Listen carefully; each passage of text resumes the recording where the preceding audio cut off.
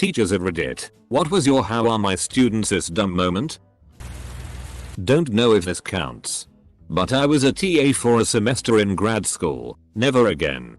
One student submitted this paper I will never forget. Basically, the author was wrong because the student found the argument boring. In explaining the author's argument, he got most points wrong and then proceeded to say he had a better argument. His argument was the author's argument. Now that's just special. I asked my students to write a sentence and give an example. One of the students, age 12/13, asked what's an example? Actually really hard to explain. College instructor. You would be shocked. Just last year, multiple students can't save Word docs as PDFs. Students take smartphone pictures of every single slide while I lecture even though I upload them to our LMS. Personal favorite. When asked to insert a picture into a Word document, one student prints the Word doc, prints the picture, puts the picture on the Word doc, takes a smartphone picture and uploads the file. Miss my millennial students. I have a poster on my wall that says something about not believing everything you read on the internet. And it attributes the quote to Abraham Lincoln. Student said, wait, did they have internet back then? Double quote. I once told my students that there was a time before the internet and they all laughed like we know Dr. Aero girl. We're not dumb. Double quote. Followed by wait, so how did you get data on your phone? Double quote. Facepum. I teach swimming lessons and lifeguarding courses. During one, I was trying to teach them CPR and instead of showing them first, I told them to show me what they already knew about it. I then proceeded to observe 15-16-20-year-olds do the weirdest shit to those poor training dolls. My favorite though was the kid who did a 2-foot jump onto the chest of the dummy. The dummy slid out from under his feet like a cartoon banana and he landed on his rear end on the pool deck. Good times. Are mermaids real? Followed shortly by I don't believe in dinosaurs. Double quote. She was 16. Once had a girl who thought there were people living on Venus. We just couldn't talk to them because they didn't have phones. One of my 16-year-old students asked, while starting a multiple choice test, if it mattered what letter he chose. I just stared at him. Sometimes there are no words. I'm baffled. I need a follow-up. Did he figure it out? One of my other students said yes. Dumbus. There's only one right answer. Double quote. He then facepalmed down and said I'm a moron. Double quote. I didn't respond to either comment. Lol. He caught a case of the stupid that day. I taught human anatomy labs in college. We had 3 different practicals throughout the semester and every test we would put a couple of really easy questions. Or at least as easy as we could so that there was a slight mental break and a confidence boost.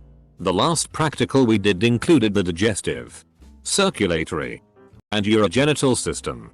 The structure that was used was the male model with a pointer stuck right in the middle of the shaft of the penis. The student missed it by answering that it was the urinary bladder. The student was male. I teach computer science. At GCSE level students have to learn 4 data types. Integer, whole numbers. Real, decimal numbers. Boolean, true or false, and string, a collection of characters. We had done 4 lessons on this because some of the group are a little less able. First thing, lesson 5, I ask a student who we shall call Ad to name the data type we would use for the number 47. Correct answer integer. Acceptable answer with explanation. Real. Ad answers B. Puzzled, I ask another student the same question. Integer, he replies. I go back to Ad for the answer and he replies B. I write integer on the whiteboard in 8-inch higher letters. Point to it and ask the question again. Ad replies B. I explain to him that the number 47 is a whole number and all whole numbers can be stored as type integer. I ask what data type we would use for the number 47 and he replies integer. Brilliant. I ask what data type we would use for the number 48 and the little darling replies B. By now the whole group was in tears so we moved on. 1 year later he still can't not identify even the simplest of data types. University course, paper on witches, spelt witch throughout the whole paper. Favorite sentence, witches and broomsticks. Footnoted a phone number as a source. Marking those papers broke me. I teach in a district where kids get iPads in middle school. And laptops when they get to the high school. They don't know how to do anything on a computer. Cut and paste. Print. Tab. It's crazy what they never learned. I also taught in an iPad laptop school. This is so true. A lot of adults would say oh kids today are so techy. But the truth is they can't type, spell, or know basic grammar. I teach intro geology. I gave a lab quiz on the density and buoyancy lab we had done the week before. One of the questions asked how are we able to build ships out of steel, considering that we measured steel to be more dense than water the week before.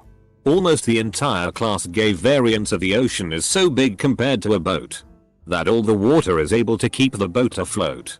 Full stop. Full stop. As an answer. I get some version of this answer every semester. But it really struck me because so many of them put it. And they weren't just copying each other. Close bracket. This school happens to be right next to a bay. So I took a large, uninteresting rock from the prep room and marched the students outside to the bay. I said this rock is about 8 kilos and has a density of about 2.4 GCC. But, according to your last test responses, the bay is so big that it should float. Full stop. Full stop. I threw the rock into the bay and we all patiently waited for it to bob back up to the surface. I'm not a teacher, but when school started back up I was put in German 2 and the most students didn't study over summer, so the teacher came in and said hello class. We wore der summer. Hello class. How was summer? And no one knew how to respond. She then took a student's items and threw it. She left the room saying Dummkopf. Dumbhead. She never returned and has been replaced by a sub. If this is true, that's amazing. It's true. She also got really mad when students couldn't pronounce W correctly. W is pronounced V. Something like worst, sausage, is pronounced more like Wurst, and she almost broke a desk because of it. Our new German teacher is a lot calmer and tries to correct students when they mess up. I'm an English teacher and coach of the boys cross-country team at my school. One of my runners showed up to a meet wearing a suit and tie, as well as slacks, even though I specifically told all the runners to wear their singlets and race shoes not only the day before, but in an email earlier that morning and right before they all got on the buses. I said last call. If anyone needs to get their singlets and race shoes, go grab them now. Kids sometimes. This is a classmate of mine. During English, she asked if she had to spell her name in English. I live in Belgium. During biology, we watched a documentary about the ocean. When a manta appeared, she said, "Look, that bird can dive." Double quote. She said that she's a vegetarian because she only eats meat she likes. When talking about climate change, she was saying that our class is full of horrible people because we don't do that much for the climate. When we asked her what she does for the climate, she said she doesn't do anything for the climate because other people need to do that. She thinks she's the smartest girl in class. I am a teacher now, but this happened when I was in medical school. The only way we would ever be let off from attending something mandatory was if we had a sick leave from our hospital. So naturally students got really good at lying about having diarrhea and migraines. But if you had too many of the same complaints, the system would flag it and you'd have to complete a lengthier evaluation and your parents' guardians would be notified. So one kid had the idea of faking appendicitis. He faked all the signs and symptoms so well. He was after all a medical student. They almost took him to surgery. None of my students have ever been dumb, but they had brain farts at times. I was teaching in the East End of London in a school that was 98% Bengali. I had one lesson about our names and that they have meanings to our families, culture, or in other languages, etc. I shared why my name was what it was and the meaning behind it. Some children were sharing about their names. One of my students got very excited and yelled out, "What does my name mean?" The whole class did a facepalm. His name was Mohammed. I'm not a teacher, but in my IB Math Studies course, we spent a good hour and a half explaining to a group of girls that you can't divide anything by 0. It was frustrating to watch them try to argue that you can divide 7 calculators into groups of 0. My teacher just couldn't comprehend the people he had to deal with. I wouldn't call him dumb, but I did stop and stare at him thinking it was a joke. When I was student teaching last year, one of my students made a comment about the 52 states. I corrected him and said there are 50 states, and he asked me if I remembered to count both Washingtons. As in Washington and Washington. D.C. Not a teacher, but was helping my friend who's a TA go over some first year essays. It was an essay about video games. And aside from the format being non-existent, one of the first sentences was something along the lines of, "There are many examples of video games, such as the Wii and PS4 and Zelda." Unfortunately, she wasn't allowed to grade any papers below 50%. He got a 50%. Last year I was a TA for gender studies at a reasonably well-ranked university in the US. I asked students to write a short story about how life for humans would be if we reproduced in a different way and how it would affect society. For example, we grow our babies in jars in the hospital. How would that affect society? I told them not to write anything they wouldn't want their old lady teaching team to read. I got 4 pages of explicit spider pornography. Why can't I shake the feeling that they just turned in something that they were already working on? I teach on the college level and students try to convince me dumb stuff is true a lot. At least once a semester a student will try to fight with me saying Africa's a country. George Clooney was the first president, right? 10th grader. Coach, I was a baseball coach as well for a high school. Our bio teacher was talking about menstrual cycles. What is that? 9th grade female. Coach. I walked into the weirdest women's restroom. There were toilets with no stalls. I couldn't figure out how to pee in them. You walked into the men's bathroom. Those were urinals you saw. Oh. How to men pee in them? Same 9th grade female. What is Vladimir Lenin's first name? 8th grader. I replied, Joseph. Does a male octopus have 8 testicles? 9th grade boy. In history class. Me. I'm thinking of a fruit that is yellow and very sour. Student. Chickenpox. What a fucking lemon. 3 weeks into writing a research paper. Okay, today we'll continue writing the body paragraphs of the essay. Double quote. Student. What essay? Double quote. That sounds like what my class would do to try and get out of an assignment, as well as complain in an attempt to get the deadline pushed back. This was High School College English 1301. She cracked down on that in 1302 by making them show the paper at certain stage or beyond every week or so. I asked my class of 5th graders what city they live in, and the first response was Texas. Plot twist. They lived in Michigan. 4 students in the same class had copied work from each other for an assignment on Shakespeare's Julius Caesar. I don't know why they thought I wouldn't recognize 4 of the exact same paper. But the cherry on top was the fact that each paper made several references to the ideas of March. I'm not sure which was worse. Plagiarizing an idiot or not even being able to see the difference between ides and ideas. It was a reading comprehension class. By the way. Not a teacher. But once my classmate didn't remember the difference between proper and common nouns. He repeatedly said the word pen was a proper noun. Like 10 times. And then he said it was an improper noun. Another time. The same kid basically spelled pencil as pencil. Well, it's Spanish equivalent. We're in Latin America. Did I mention we were well into the final years of high school? And that this is shit you learn in the 1st grade of elementary school over here? Not my story. But my brother's. I still chuckle about it. He taught at a trade school.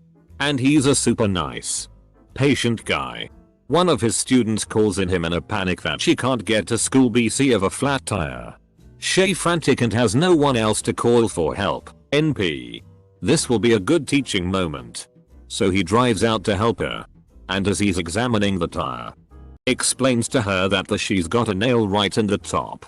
And is going to show her how to change it. She scoffs at him, rolls her eyes, and proceeds to tell him that that's absolutely impossible. BC the tire is flat on the bottom, not the top where the nail is. Needless to say, my brother didn't even bother explaining to her how to change the tire. When one of those little shits ate sulfur in my class just for laughs. Oh wait, that was me. My high school chemistry teacher told us the story of when she was interning somewhere and pipetting liquids by mouth as needed, rather than having the cool rubber suction bulbs we used in class. At one inevitable point, she got some of something in her mouth. She didn't really know at the time what the label meant, but did keep note of what it said, so she was able to tell us, in hindsight, that it was glycol, pure acetic acid. So of course, rather than spitting out the random chemical, she swallowed it. She knows now that she's very lucky it wasn't something else in that concentration. But apparently she did have some bad tummy upset for a bit from it. And it messed with her throat on the way down too. She did that and now teaches at a school for overachievers. After having had a successful career in the chemical end of cosmetics. There's hope for everyone. Not me. But when my wife and I took a Lamaze class for the birth of our first child, there was a couple in the class that had no clues. This was in the late 80s.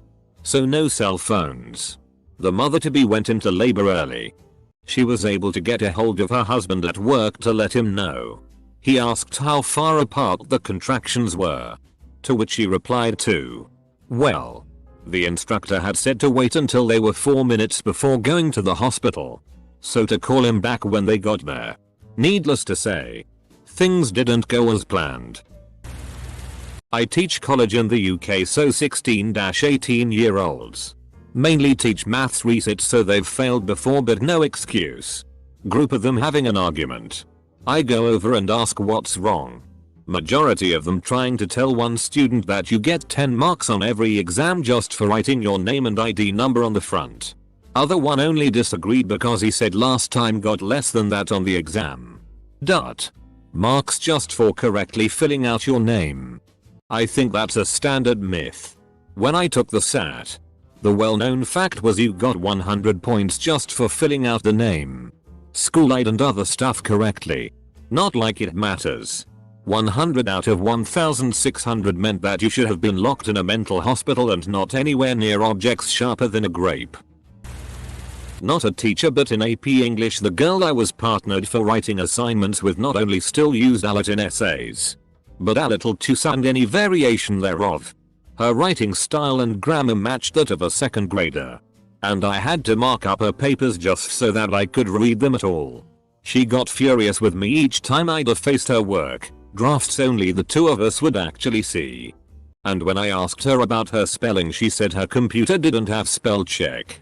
The year before that, the teacher messed with my honors English class to get us to question and debate things. He successfully convinced at least 16 people that the Apollo 11 moon landing was faked, with one girl reduced to tears because her lying aunt worked for NASA. He debriefed us every time he did it, but the same people fell for his claims every time. That was also the class where a DVD froze and one girl asked about 30 seconds later, "How are they standing so still?" Double quote.